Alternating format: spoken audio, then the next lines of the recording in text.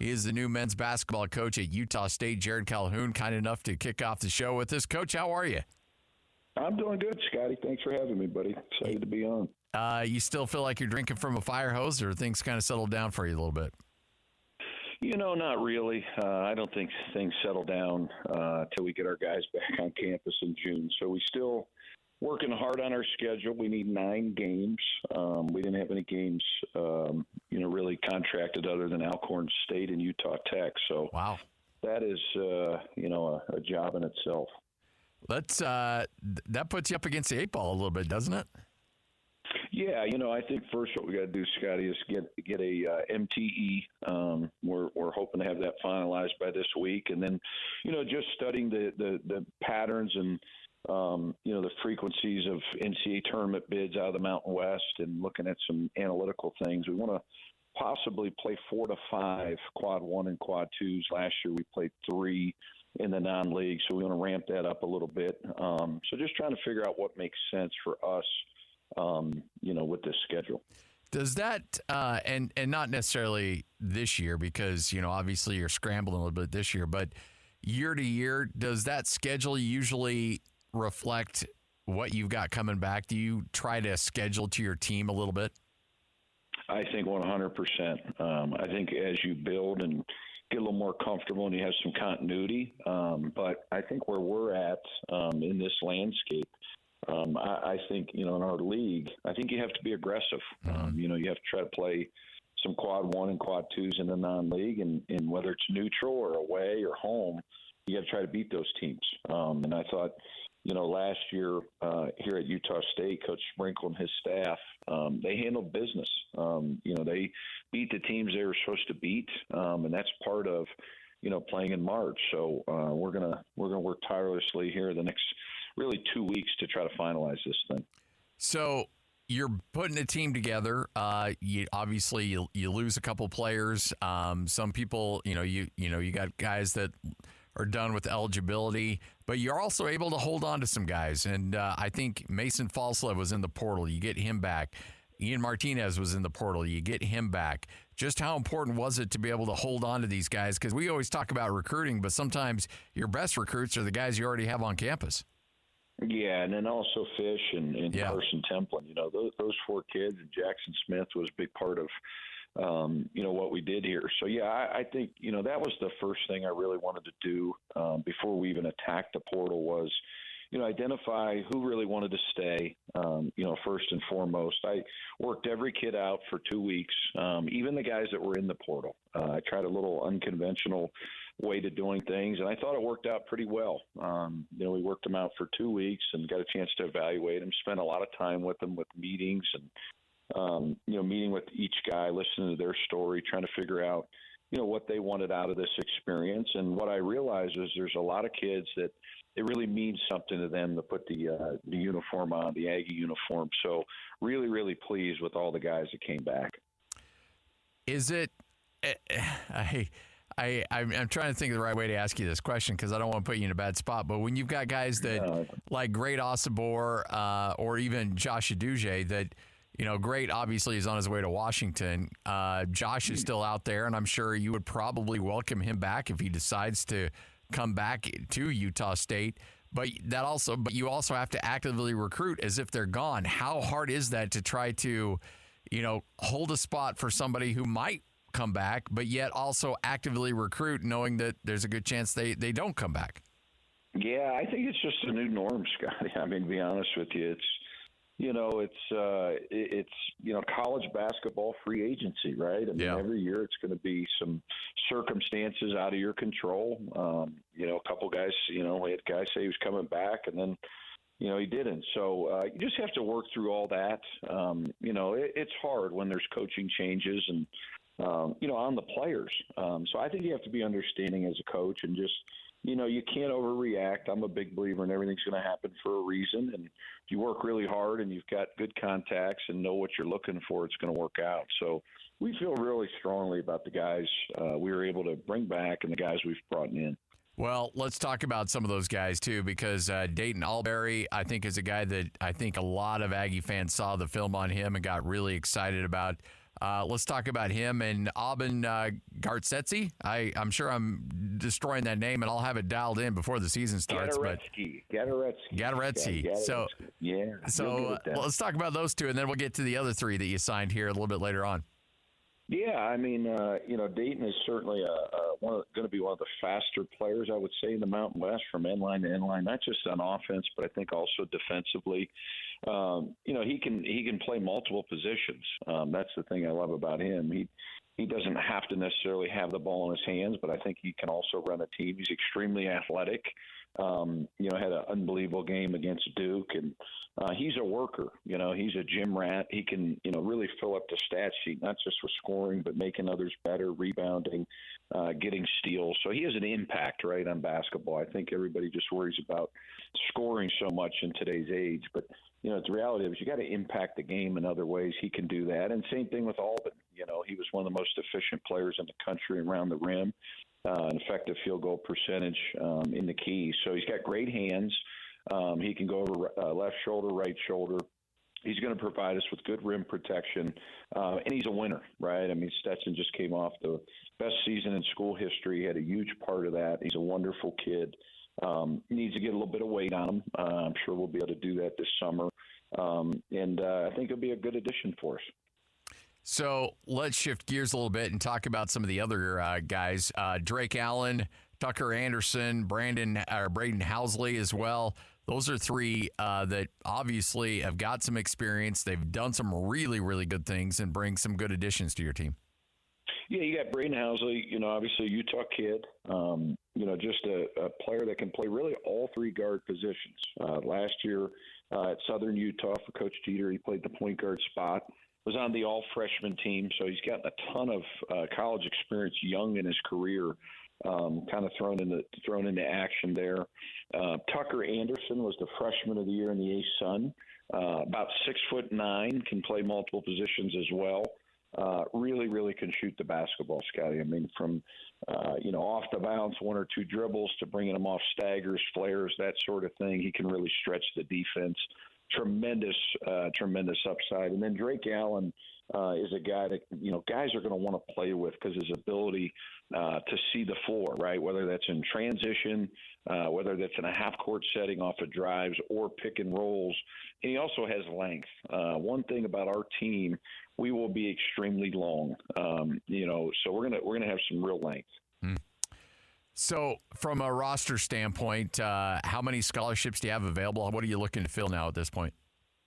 Yeah, I think we'll probably have one filled here in the next 24 hours from the wing position, which we really, really want to address.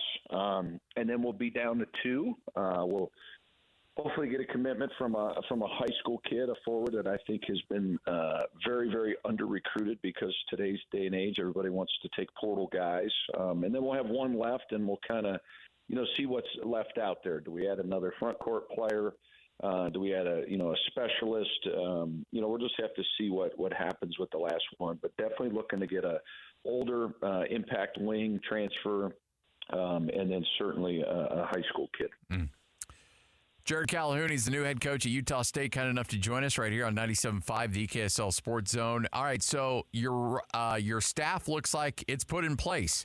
Talk about the assistant coaching group that you've got. Love the fact that you're holding on to Eric Brown, too. Big fan of his and what he was part of the staff last year, what he meant to that crew. Yeah, you know how it is, Scott. When there's a coaching change, you're getting calls from every coach in America at every level, right? Everybody has a guy.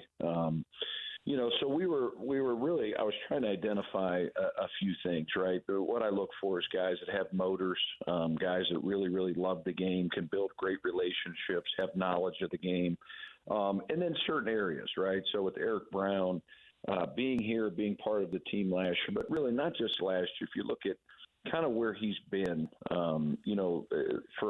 for me, coming in from the Midwest, regionally, it made a lot of sense with his California ties, his West Coast ties. And then I knew a lot of the same people that knew Eric. So he made a lot of sense. I brought 3 guys with me from Youngstown State. Paul Molinari pretty much got me in the business. He was actually a coach on Raleigh Massimino's team when I played. So Paul will be our chief of staff, and he'll kind of handle all of our operations, our day-to-day things. That nowadays is quite a few things. So he'll have his hands full on that. I brought Ben Asher in from Youngstown State. He was with me the last few years at Youngstown. He'll work on the offensive side of the ball. Eric Brown will be defense. Ben was a student manager at West Virginia, was at NC State as a GA and at Siena and Rutgers, so he's got good experience. Mantoris Robinson I brought from Youngstown was with me the last couple of years at Youngstown State. He'll be on the defensive side of the ball as well. He worked with some great coaches, Earl Grant at the College of Charleston. He was at Appalachian State. So he has great experience, so excited about the 3 guys from Youngstown, Eric Brown, and then added Eric Daniels from Weber State. I really wanted to get somebody that knew the ins and outs of Utah basketball. And Eric Daniels and I have a similar friend in one of the assistants at Baylor that actually he and I were in Joe Mazzulla's wedding. So he suggested Eric Daniels, and he's been phenomenal. He's done a great job of recruiting guys already for this year's roster, and so have the other guys. And then the latest addition was Eric Hout. He was a member of Kent State's Elite Eight basketball team, played a real nice piece off the bench for that team, and was down at TCU, was at Kent State as the associate head coach, and then also Northern Kentucky. So he will run our defense with Coach Robinson and Coach Brown, and Coach Daniels and Asher will assist me with the offense. And, I feel really good about Eric Hout. The last 3 or 5 years, Northern Kentucky was the best defensive team in the league. So it'll be a matchup zone with some man principles that's very, very unconventional and different. Nobody in our league will run it, and it's been really, really hard for me as an opposing coach to score on it. So I have great respect for how he coaches. So last position we'll need is a video coordinator, which we're interviewing guys this week, and that'll complete our basketball staff.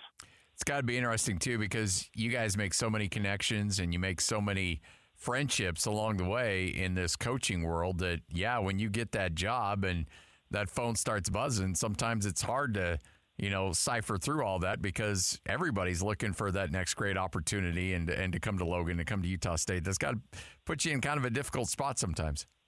Yeah, I've done it 3 times. This is the 3rd job, so I've done it before. I think you just have to really, really trust your gut. And, with Eric Hout, we played against those guys. And with Eric Daniels and Eric Brown, I know so many people that knew them. And I looked at their track record, and they did a phenomenal job of, really explaining their story and how they could provide value, right? At the end of the day, everybody on your staff has to provide great value, and understand there's an expectation here to continue to elevate this program, to get to the NCAA tournament and make deep runs. And it's something that we're working hard to do.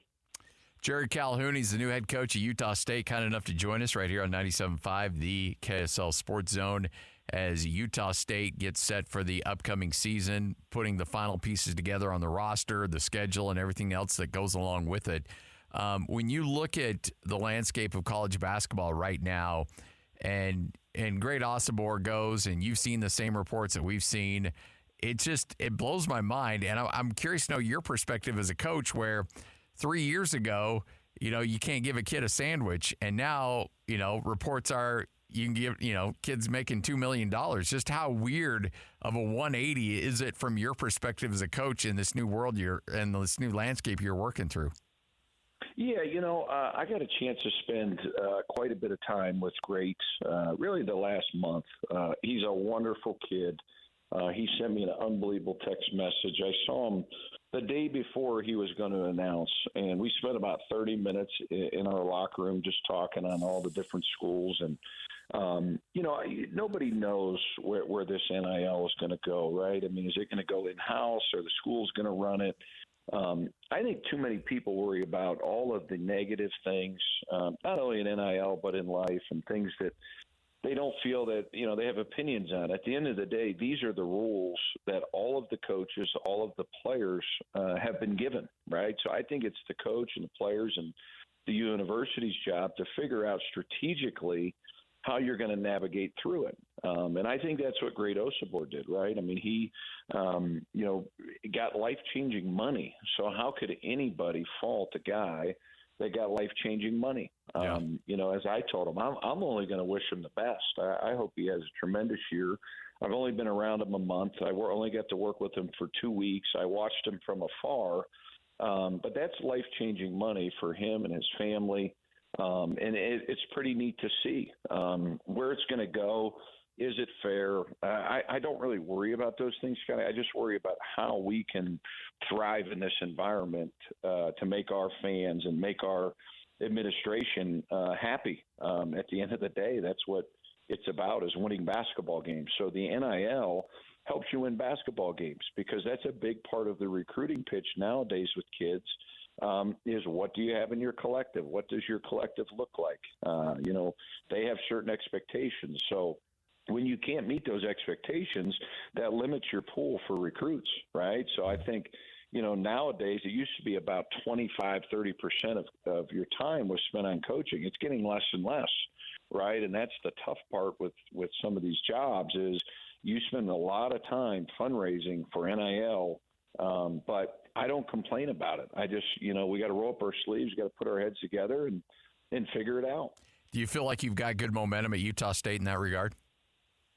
I do. I think we have ways to go. We have to grow our collective. We're not in a pay-for-play situation here at Utah State. We need to use this as a platform for our community members, our former Aggies, the entire state. We want to develop a mentorship program. We want to develop a character class. We want our guys out in the community, part of our NIL collective. Agreements with our players. I think you have to get out there and use their name, image, and likeness. It's not just, a player gets the NIL deal and then he doesn't, do anything with the name, image, or likeness. I think we'll have a nice plan in place. Our collective's done a masterful job of getting the word out of how important it is, and we got some events planned, and I'm excited to attack it. I've done this over the years. We built Youngstown State to the best collective inside the Horizon League. It was almost, $500,000. So there's no reason we can't get our collective well over $1 million. Well, when you mentioned your defensive strategy and how you're going to play defense, do you recruit to your defense, or do you kind of adjust and your offense as well? Do you recruit to your scheme, or do you essentially scheme based on the talent that you have as you go out and try to recruit the best players available? Great question, Scotty. I think you have to, you're always adjusting, right? Every year you're tinkering with things, whether it's your after timeouts, whatever the case may be, right? I think as a coach, you got to get better, whether it's the way you teach it, the way your communication strategically. What I've tried to do over the years, and I think the last 3 years we've gotten really good at it, is each position we kind of have a formula, right? So our forwards, we don't call centers. We don't play with a center. Nobody wants to be called a center, Scotty. So on our website, and hopefully when you're announcing, we don't say the word center. They're all forwards, right? You could have a 7-3 forward because you're seeing that in the NBA. So our forwards need to be able to post up, take advantages of mismatches. They need to be able to drive the ball in isolation situations from the mid-post. They need to extend the defense by making the three-point shot. And then defensively, they got to be disruptive, have length, be able to provide protection in the rim, at the rim and in the post. And have some strength and some toughness. And then our three guard positions, we want them guys to really have an understanding of how to play the game, right? Be able to pass the ball, catch the ball, shoot the ball, make the right reads out of pick and rolls, make the right reads out of down screens, and just really, really set the tone defensively, being disruptive, whether it's on the ball or in the gaps. That's really what we try to recruit to. And kids like playing in the system, so it works out pretty well. And then I think nowadays you got to have a plan for your bench guys, right? Guys got to know, if he's playing 15 minutes or 18 minutes. One of the things I think the Celtics have done, Coach Mazzulla, a good friend of mine, he's developed an unbelievable bench. You watch them in the playoffs. Luke Cornett's playing tremendous. This is a guy that didn't play a lot of minutes, but he gives them the confidence. Peyton Pritchard played 24 minutes last night, finished the game. You got to have more than 5 guys, and I keep hearing the narrative like we have all these guards or we have all these. Well, you want good players, right? Good players creates good competition. Good competition creates a good team. So we're going to try to get the best players we can, and then have the best bench we can, so we can wear some teams down. And there's injuries, and it's a very long season as well. So you got to have a lot of guys ready to go. Well, all I ask is that it's somewhere warm around Thanksgiving. If you give me that, that'd be great. Yeah, we're looking at Florida. We're looking at California. We're looking at a couple different places. So I'm trying my hardest because I had heard that you had requested that. So I'm trying to make that happen. Well, I appreciate it, Coach. Hey, look forward to catching up with you. Thanks. I know you're crazy busy, but hopefully things can slow down a little bit for you down the stretch. But can't wait to get November going and get basketball going. Excited to work with you, Coach. Sounds good, buddy. Thanks for having me. There he is, Jerrod Calhoun, new head coach at Utah State, right here on 97.5, the KSL Sports Zone.